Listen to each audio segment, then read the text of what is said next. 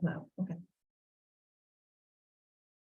Hi, everyone. Thank you for joining us. I'm Monica Rico, and this is the first interview, maybe not the first one, of Finding Joy amidst depression and anxiety. And today we have here Miss Sharlene Lynch.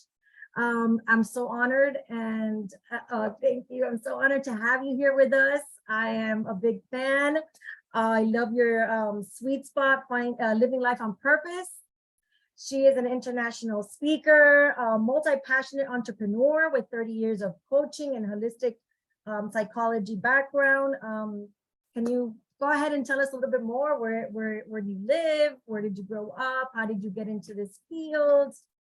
Oh, big questions, Monica. Hello, and thank you so much for inviting me here on this summit. I'm excited. I'm very excited because I really feel that joy is at the heart of everything that we do. And when we can live our life on purpose, we're living at that higher frequency and we're just doing every day with joy. I love it. I love it. So, wow, it's a big question. Where did I come from? What have I done? So just currently I'm living in South Australia and loving it. So we have very mild winters. It doesn't snow here.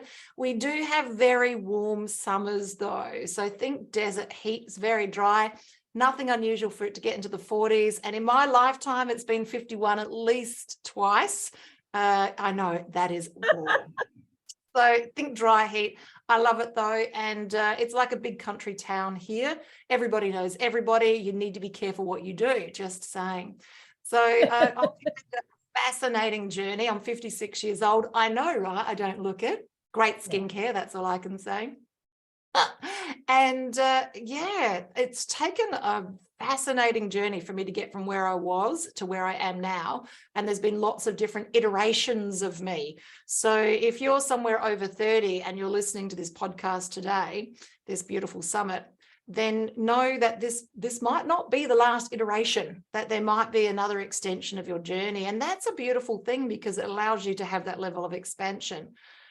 The sad truth is that to get me from where I was to where I am now, it took a rude awakening. It took a ground shaking experience. And for many of us who are listening, you know, you might have had your own ground shaking experience. You may have had your own dust with death or the death of a loved one or a tragic circumstance that's allowed you to give space between thought and action and allowed you to move forward. So if it's okay with the listeners, I'd love to tell my story. Absolutely. It has got some free triggers though. So I just want to say that up front, if just maybe don't listen to this one while you're driving. So in September 2011, I came home from a birthday party. I was relatively sober. And for that, I was extremely proud because I was never relatively sober. And I wanted to let my beautiful baby boy, my 17-year-old baby boy, who's now a week off of his 18th birthday, I wanted to let him know that I was home and I was sort of sober. So I tried to get his attention and yelled out in true mother style, "Hey, Scott, I'm home." Yeah, that didn't work, didn't get his attention. So I knocked on his door and that didn't work. You know, there was no response. So I wiggled the handle and to my surprise, his door was locked. Now in our house, we just didn't lock doors. We just didn't need to. So that was really unusual. So I asked my partner to go around the outside of the house and look in through his bedroom window because he's probably gaming, wearing those headsets kids wear when they're 17 and just bashing away on the computer. So I positioned myself outside the laundry and so that I can see my partner coming up to the window, but I can't reach around far enough to see into my son's bedroom. I saw the look on my partner's face. I didn't see what he saw, but I knew it was serious. All the blood rushed out of his face. So I ran to my son's door and I kicked the door down. And that's when I discovered that my baby boy, my 17-year-old baby boy, had hung himself on the back of the door. And I tried for 15 long minutes to try and resuscitate him, all while praying that God would bring him back. The ambulance officers arrived with their hands fully laden with equipment and they ushered me outside of the room. And time stood still as I stood outside of his room, still rocking, still praying that they'd be able to do a miracle that I couldn't do. Some time passed and the ambulance officer came out of the room and I know that he said something, but I I couldn't hear his words. The look on his face was enough, and I knew that they'd been unsuccessful, and I crashed to the ground, still praying that a miracle would occur. That's when I heard it. One word. This was the answer to my prayers. Wasn't the answer I was looking for, but it was an answer to my prayers. And that word was loud, it was bellowing, and I thought everybody could hear the word, but it was only for me. And that word was forgive. I felt it in every part of my body. Forgive. When I was able to stand up, the ambulance officer asked, did you want to come in and say goodbye to Scott? And I did. I went in and I lied on the ground. Scott was 6'2", almost 6'3". So I lied on the ground and I rested my head on his chest and I said, Mummy loves you, baby. And I forgive you for your choice. Now, what I didn't understand right then, and it took some time later to unpack, is that being in that space of forgiveness and forgiving him instantly allowed me to heal at the speed of love. That's huge. Later on that night, as the ambulance are there, they are almost ready to leave, and the police officers have filled the rooms. So in Australia, when there's a suicide, the police attend.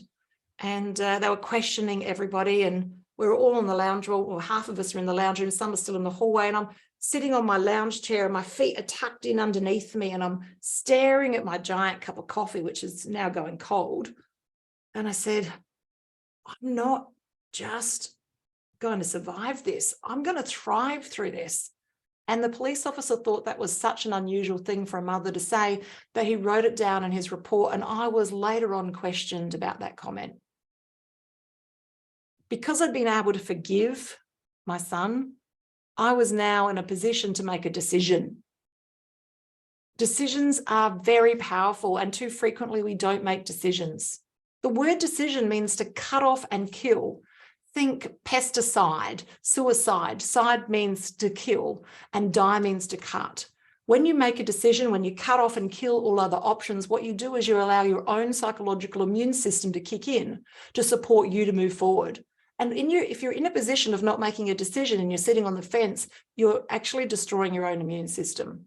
So I didn't know all of this then and there. It was quite some time later that I unpacked that. But the decision was made. I did not know what thriving would look like. It just didn't look like my life looked like right then and there. And my life was a bit of a mess, actually, right then and there. I mean, obviously my beautiful baby boy had taken his life, but my personal life was in the toilet. Later on that night, nobody slept. Everybody just lied down and stared at the ceiling. When I eventually got out of bed the next morning, I grabbed a spiral-bound book, and I knew enough, being a woman of faith, to lean in to giving thanks and understanding from a holistic psychology perspective that gratitude is a frequency of 540 hertz, which is right up there with joy and love. And if I'm vibrating at a very low frequency, I need to shift my frequency. So I just started to write out everything I was grateful for. And I just wrote for pages and pages and pages and pages. And then when I finished that list, which took some days, then I started another list of what I wanted my life to look like. And then another list of what needed to change to get myself to where my life wanted to look like. So I didn't understand it right then and there in those days between his death and the funeral.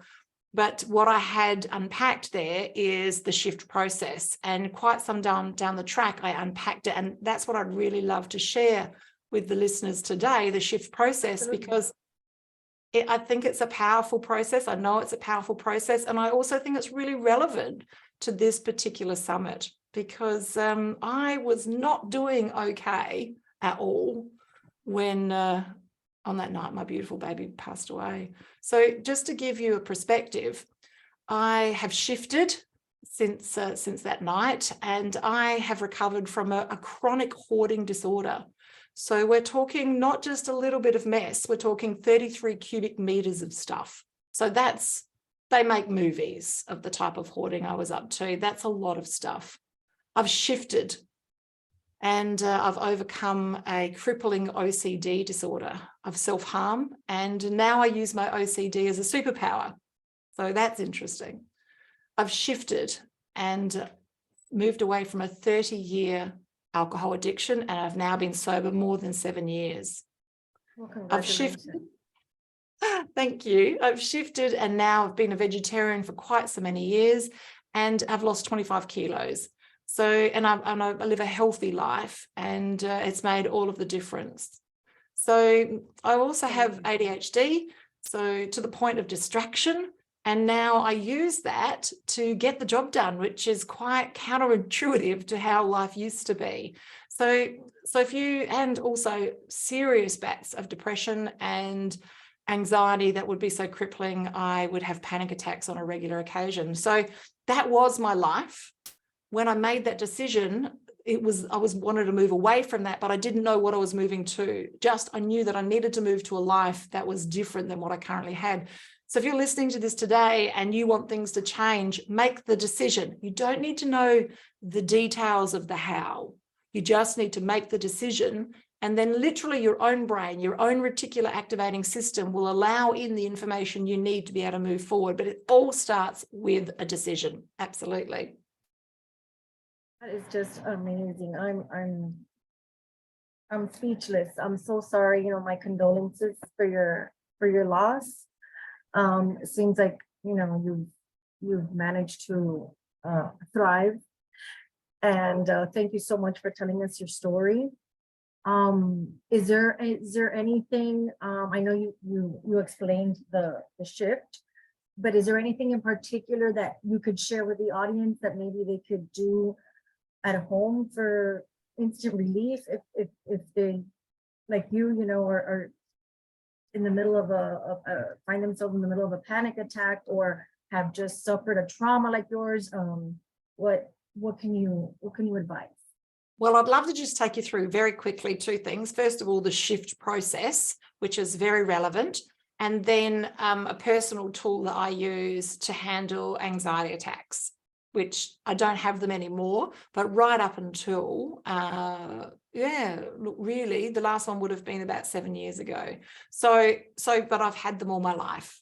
So I've lived it, and they come at the most inopportune time. That's okay. Don't ask permission, huh? I'll talk about that. So I'd just like to dive into the shift process. It's 5 easy letters. It spells shift, so they're very easy to remember. And this is the powerful tool and technique that I've used to get from where I was to where I am. So I'd love to unpack that. The first one is S. S is to see the big picture. You need to craft a life for yourself that's bigger than you. That night when I was writing out what I want my life to look like, with trembling hand and trembling voice, I wrote world-class transformational speaker. Well, how dare I? Who was I with my life, which was such a mess? How could I even be a speaker, let alone share information that was going to be impactful to other people? Yes, and is that something I'm sorry. Is that something okay. You've always had a passion for, or did that just come out of the blue at that moment? So that was the first thing on the list, but the list was very large. There was lots of things that I crafted my life to look like, including, you know, the perfect partner, living in the perfect house, living in house and garden. Like the list was massive. And so I grew up in the ministry. Both of my parents are ministers of religion. So I grew up watching people preach, and I love it. I love it. I love it. I love the passion. I love it when they tell the story. And I love it when they can convey a message and it's shifted you and it's helped you change how you feel about things and helped you progress forward. So yes, I've always been passionate about it. And I had for many years been in a position where I could speak to small groups and make impacts for small groups as a business consultant and a business coach. I could do that for many, many years, but it's not the same as standing on a bigger stage. It's a completely different energy, keeping, hundreds of people, thousands of people connected to a story, as opposed to, keeping a small group of 10 or 20 or 50 people. So different dynamics. And yes. So to answer your question, yes. So secret passion. So that was one of the things I wrote down. But I want to get through to the listeners today that if your dream, you'll see the big picture. If it's not big enough, if you think it's doable, it's not big enough. It needs to be uncomfortable. it really does need to be a stretch, because we need to have a vision that is much larger than ourselves. And if you can include making a difference for other people in there. So at that point in time, I wrote down, it wasn't a charity, but a way to help people in domestic violence. I didn't know what it looked like. I just knew that I wanted a way to help people in domestic violence. As I've had a family history and also a personal history in violence, I understood that I really wanted to make a difference in that space. So the seed was created then, as I wrote that down some 11, 12 years ago, when I was writing That is out. powerful, huh? Yeah, very powerful. So S, see the big picture. Craft a life for yourself that is bigger than you could possibly imagine. The next letter number 2, is H. H is to hone in on reality. You've got to get real about where you are right now. And this might be where you need a coach or a mentor. For me, I needed therapists because I needed to deal with my challenges in my thought process. Plus, I also needed to join AA and different groups to help me progress and move forward. So this is honing on reality, is where you need to reach out and get other people, because we won't see the trees for the forest. And if you want to progress to the next level, you need to really hone in on it. Now, I want to just point out a difference between my technique of shift and what is out there currently. They're asking you to start where you are right now and write out where you are right now. When you're not in the best mental health, that doesn't work, because when you ask someone to pull back the covers and have a look at their grotty life, it doesn't work, because it just brings you down to a lower frequency. When you start with see the big picture of a higher frequency of what your life could be like, and then have a look at where you are now. Now you've got a roadmap to get there. And it's a shift in frequency. It's starting high, getting the support, and then moving to that higher ground. I would not be where I am right now if I looked at, oh my gosh, 33 cubic meters of stuff. I'm still self-harming. I'm still drinking. Like the list goes on about how my life was. If I was just looking at that constantly instead of looking at where I could be, I wouldn't be here. So can I encourage you, regardless if you're abledly different, so if you're mentally or physically abledly different, it doesn't matter. Have that big picture of what it is that you want your life to look like, and then hone in on reality. The next letter, I, is possibly my favorite letter. I get a little bit excited. I is implement quick wins. Now that night, as I was staring at my giant cup of coffee, this is not coffee, this is green tea, but these are the size of the cups that I used to drink, right? And this is, and I would drink 8 of these a day. Now, when you're drinking 5 bottles of red wine a day, you need 8 cups of coffee to get you going. It's a balancing act. Just trust me on this. Wow. Don't try it, just trust me. So, don't try it. But don't do this at home. So, but when I decided that night, what happened is I haven't touched coffee since that night, as I was staring at that cup going cold. Now, what that did is it allowed me to see, if I can give up coffee, maybe I can give up alcohol.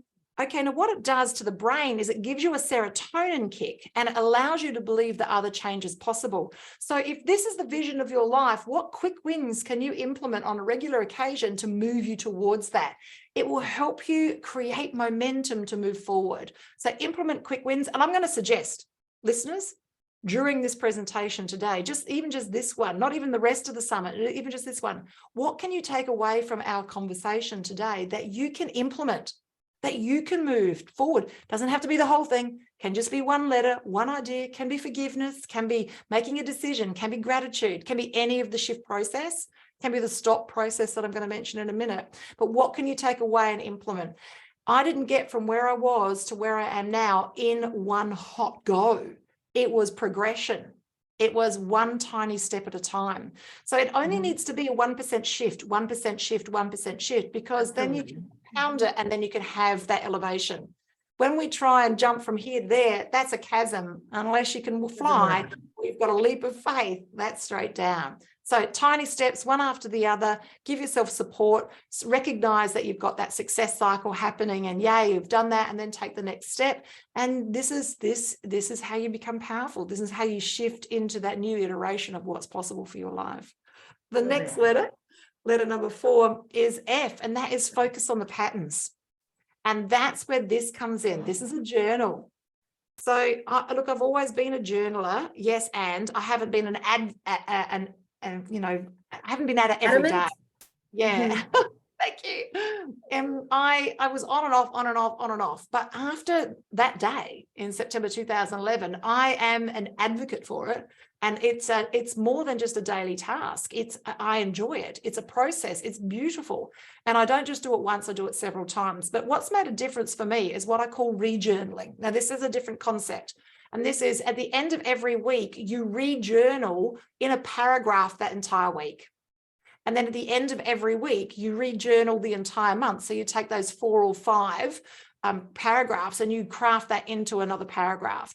And then at the end of 12 months, you reparagraph all of those 12 into either a half page or, if you can, down to a paragraph. And this is where you get. Never heard of that. I love that. I love No, it. no, I created it. But You're like, of course you haven't heard that.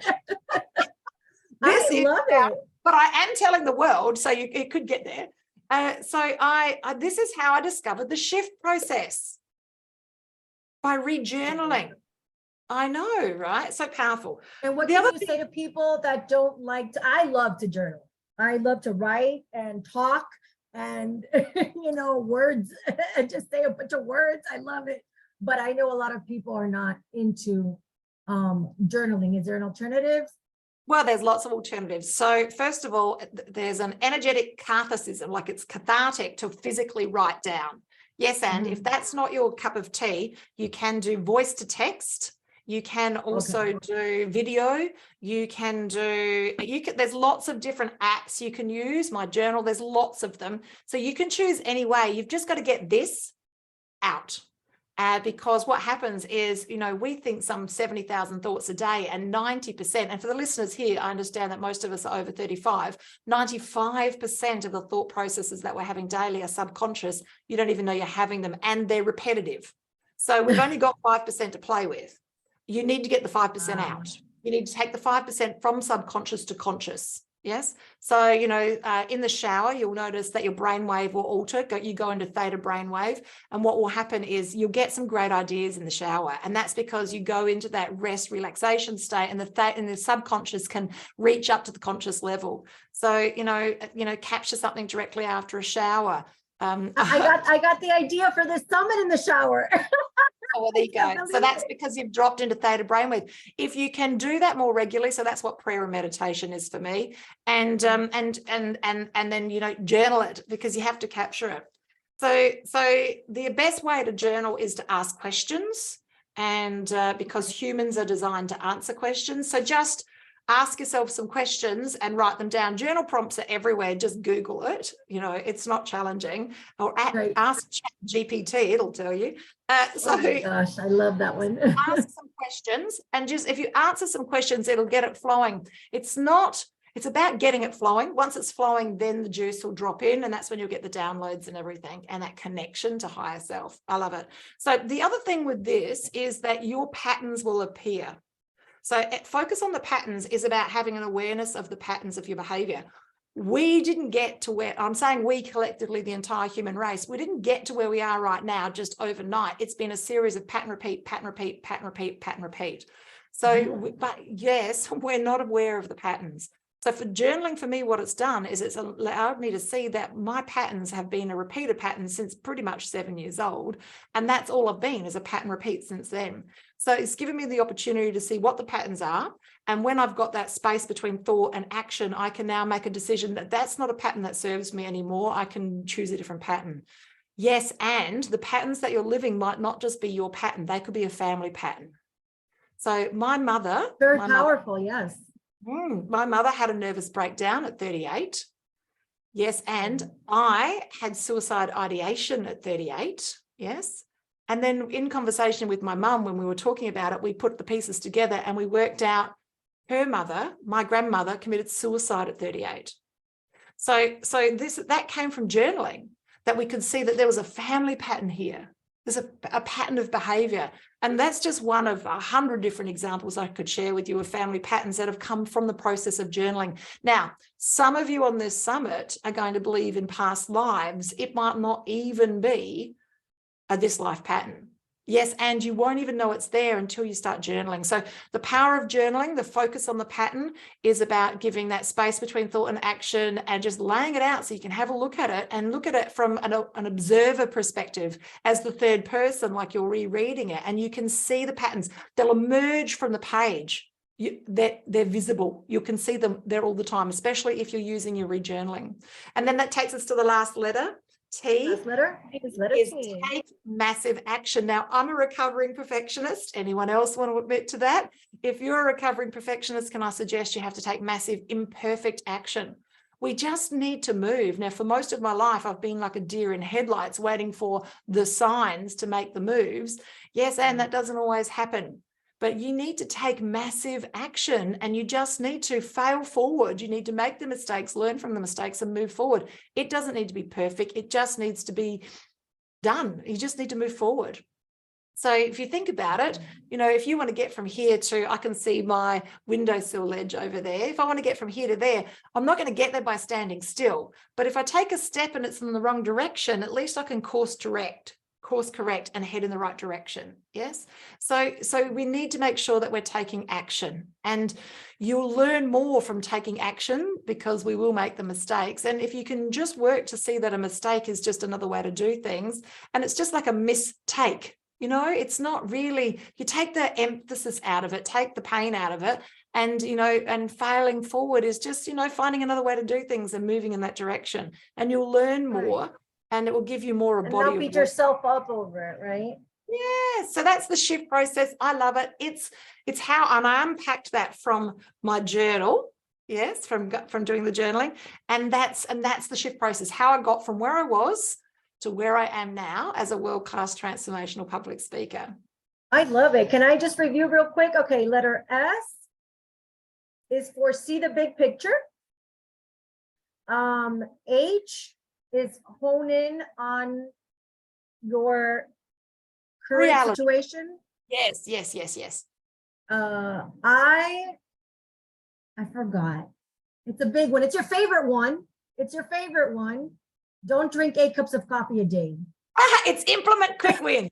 Quick win. Okay, so now you give yourself permission to look at your positives, your wins. And you journal. And the next letter is? Well, the next letter is F, which is focus on your, I know it's focus, patterns. Right? Focus on the patterns. Yes. On your patterns. Focus on your pattern. Right. And then the last one is T. Take massive action. Take massive action. Take massive action. I love it. I think that's amazing. Thank you so much. That is great. So for everybody watching, if any of this, you know, resonates with you, now you have a good tool to use. Would you like to tell the audience any of your services that you provide? Maybe somebody wants to reach out to you. Yes, well, there's a couple of things happening for us, and hopefully this will get to you in time. If you're a wellness practitioner, wherever you are on the globe, Healing Through Love, which I'm the vice president, that's our social enterprise, so our charity. We are going global, and we're looking for people who want to pay it forward wherever you are in the world to domestic violence survivors, domestic and family violence survivors. So if you've got a passion, if you've got a heart for service and you want to make a difference, we have got a global launch coming up. It's online. It's at a time that I think works for most humans, and that's coming up on the 26th of May, and it's Australian Day. So I know that if you're in a different country, it might be the 25th.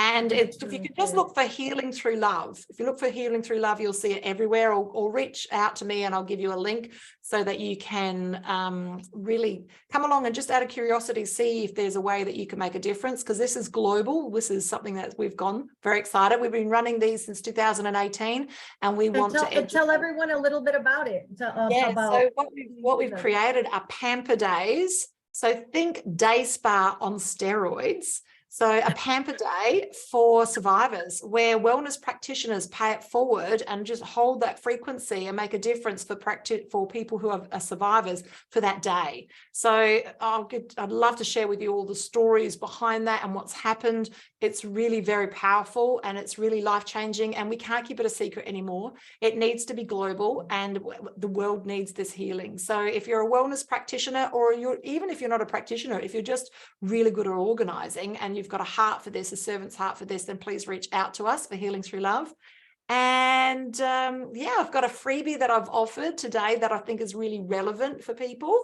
And that is Find Your Sweet Spot, which is I love it. It's one of my favorite. And this is about discovering your purpose so that you can live your life with passion and move forward. And I love it. It's one of the things that I had to work through to figure out what are the skill sets that I have, how can I pay it forward, and how can I earn an income for moving forward. And interestingly, so what came out of that is what I do for wellness practitioners, which is where I unpack their intellectual property. So as a woman who is functionally dyslexic, when you speak, I see patterns. Yeah. So you can, I'll give you an example. Our minister showed us a picture on Sunday, and it was just all of the bits and pieces were all just laid out on the ground. I was the only person that said, oh, that's everything you need to build a boat. So when I see bits of pieces, I physically put it together in my brain. I don't know how it works, but it's part of being dyslexic. So the great thing is when you talk to me about your business, I can see what it looks like to someone else who's listening. I know, right? So I create, and my team creates intellectual property. So pretty pictures that explain what it is that you do for your clients. Wow, that's awesome. And is there a way that we can put this in the chat so they can get the information? Absolutely. So I've got, I'll give you the information for our Healing Through Love. So for any of our wellness or organisers who are, really passionate about domestic violence. And I've also got a free masterclass coming up for any wellness practitioners who are interested in having an understanding of their intellectual property so that they can scale their business to the next level. So I can give you all of that information, and I've already shared with you the links for the Sweet Spot as well. Yes, I would like to put it on there. And I just want to thank you so much. I might have to do it on a separate. That's okay. We can sort that out. But I did just really quickly, if it's okay, Monica, just want to share the STOP process for anxiety. So because of all of my challenges, I just want to say this, and I want to say this with the most respect. I've got from where I was to where I am with no medication, nothing, not a thing. Now, I'm not suggesting that that's everyone's cup of tea, but because I've got such an addictive behavior, if I start taking anything, I really have to then find another way to get off of that. So I know what I'm like. And so I chose to make this journey, very arduous journey, drug-free, right? And we're talking not even Panadol. So the only drug I drink is green tea. Really? Is that a drug? I don't know.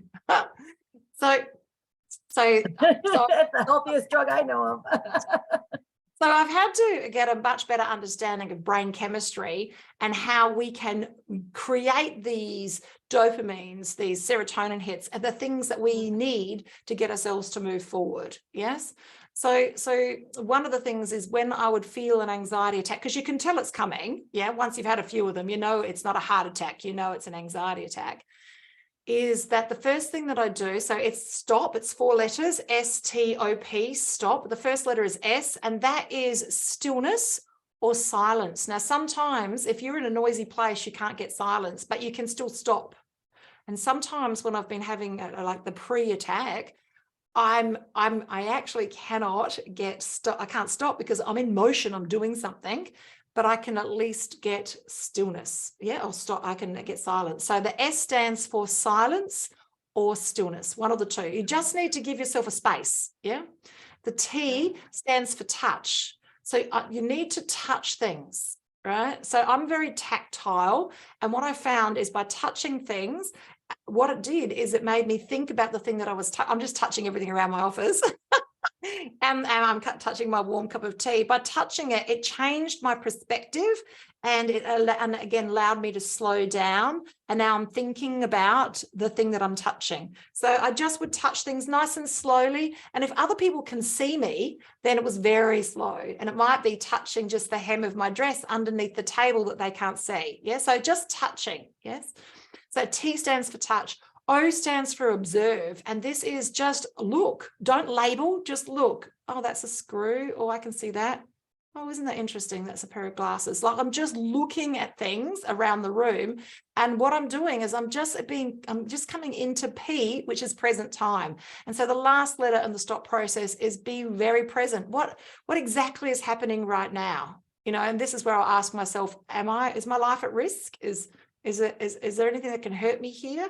Like, and what I was doing is getting myself into present time, because usually this anxiety is something about the future or something about the past, or sometimes both at the same time. But when you get yourself into present time, you're like, okay, there's no danger here. It's okay. And really, so a nice big deep breath, and then I go through the stop process, and that's all I've used to manage my anxiety. And I haven't had an anxiety attack for years now. So yeah, I love the stop process. How interesting. I love that. I wish I would have known when I used to have my panic attacks. Oh, that's great. Thank you so much. So much knowledge, so much information you're giving us. Thank you. That's just awesome. I think I started writing the link, but it's a little long, so I think I'll just have to attach it to the Zoom link when I send it out to everyone. I think it's easier because it's really long. But thank you so much, Sharlene, for being here, for your time, for your wisdom, for sharing your personal stories. If anyone has anything they would like to reach out to Sharlene about, then I'm going to go ahead and put her information on here as well. It'll be attached to the Zoom. And make sure to go ahead and purchase the VIP package if you're interested in the collection of all the speakers, so that you can have that at your, Absolutely, because life gets in the way and we get excited, and we might watch one and then we might watch the second one, but you're not going to probably get to them all because life does get in the way. So the best way to do this is to simply purchase the entire package, and then you can rewatch, and it can be done at your own time. And it's such a great price point at $47, which is really a no-brainer.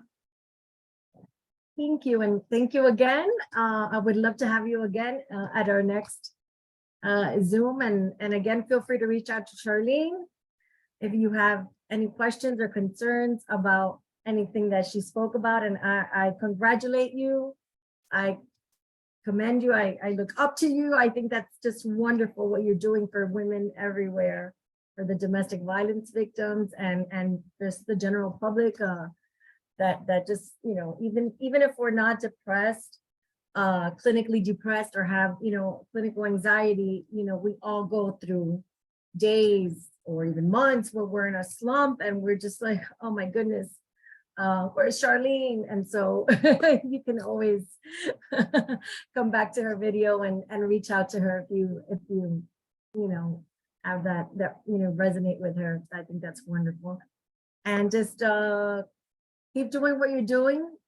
And thank you again so much. Have a wonderful, wonderful day.